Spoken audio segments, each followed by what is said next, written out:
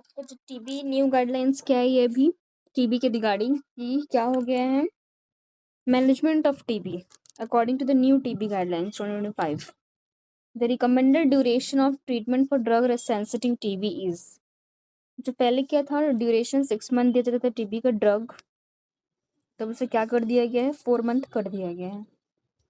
Okay तो आपका 4 month ये आपकी न्यू गाइडलाइंस हुई टीबी के regarding. Then new recommended regimen अब ड्रग्स ठीक है 4 मंथ तो कर दिया गया बट अब क्या क्या ड्रग्स आई है न्यू। तो क्या क्या ड्रग्स आई है इसमें ऑप्शन दिए हुए 2 एंड देन बी। ओके तो आपका मेन आंसर क्या है वो 2B 2HPZM 2HPM that means H means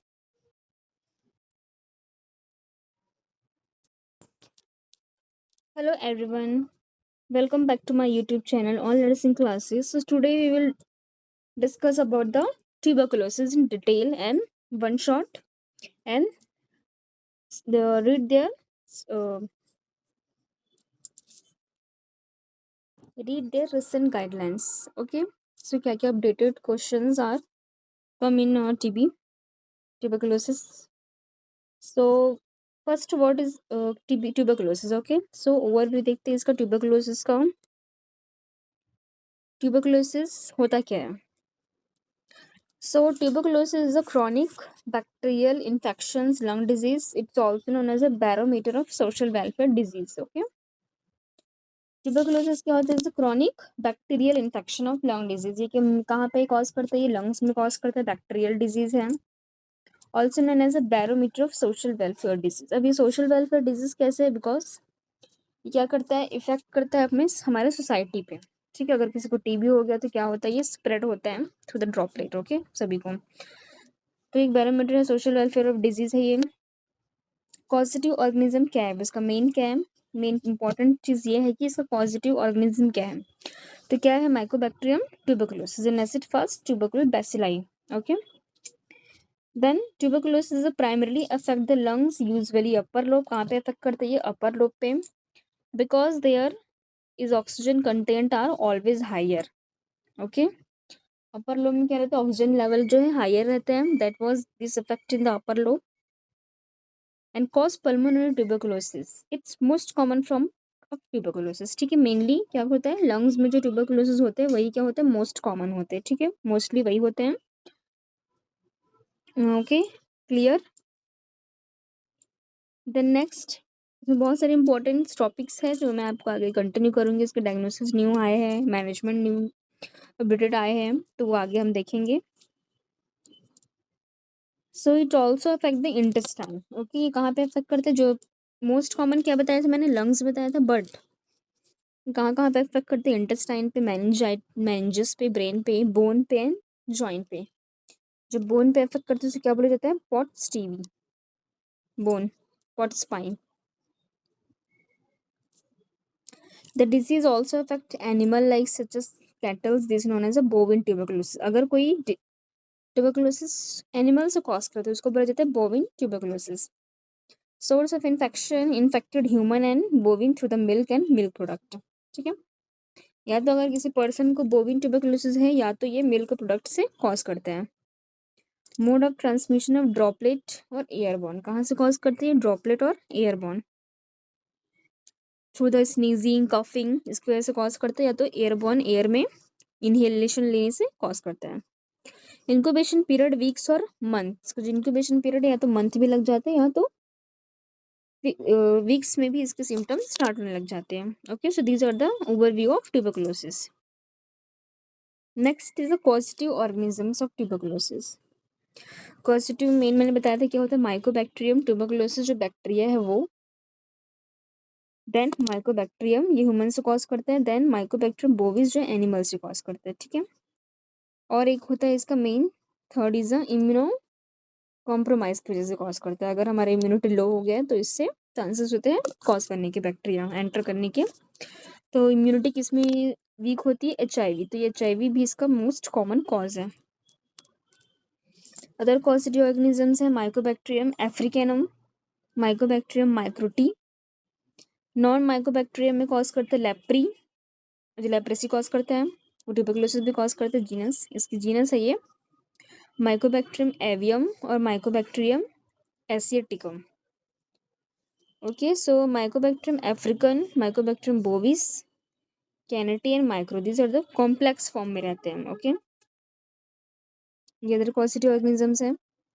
next देखते हैं इसका classification.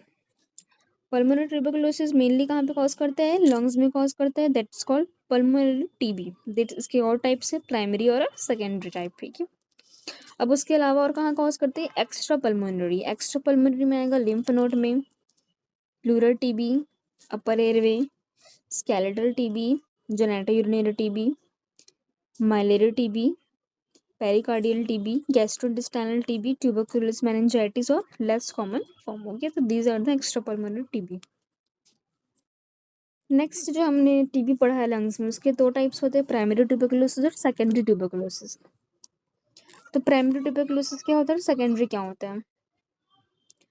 Primary it is most offers in children. Okay, primary किसको कॉज करता है? चिल्ड्रन को कॉज करता है। It occurs in the body when it is infected for first time. Primary that means क्या समझ रहे हो? जो फर्स्ट टाइम ऑकर होता है। ठीक है, तो वही है कि यही बोला गया है कि infected for the first time. Then it can occurs in adult who are infected for the first time. ये कब कॉज करता है? फर्स्ट टाइम जो आता है डिजीज, उसको बोलते हैं primary. Then secondary tuberculosis, it is seen mostly in adult and as a reactivation of previous infection, a reinfection particularly when health status decline. अब सेकेंडरी क्यों होता है? अगर आप ये टीबी जो है पहले से हो चुके हैं, उसके बाद रीऑकर हो रहे हैं, तो कॉज करेगा या तो आपका इम्यूनिटी लो वजह से कॉज करेगा, या कोई ना डिजीजेज है उसकी वजह से कॉज करेगा। इसको बोलते हैं सेकेंडरी। अपर लोग मोस्टली इफेक्ट होता है ये, एंड इसको बोला जाता है गॉन कॉम्प्लेक्स कैन ऑकर। ठीक है, इसमें क्या बनता है? एक्सरे पे गॉन कॉम्प्लेक्स बनते हैं। नेक्स्ट देखते हैं हम साइन एंड सिम्टम्स क्या क्या देखने को मिलते हैं टीबी पे। टीबी पे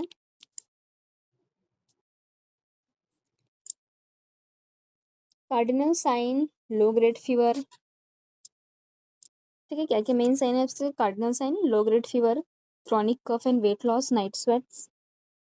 क्रॉनिक कफ में क्या देखने को मिलता है? हिमोप्टाइसिस, persistently cough without mucod and mucopurulent cough that progressively become worse such as hemoptysis। ठीक है, hemoptysis देखने को मिलता है।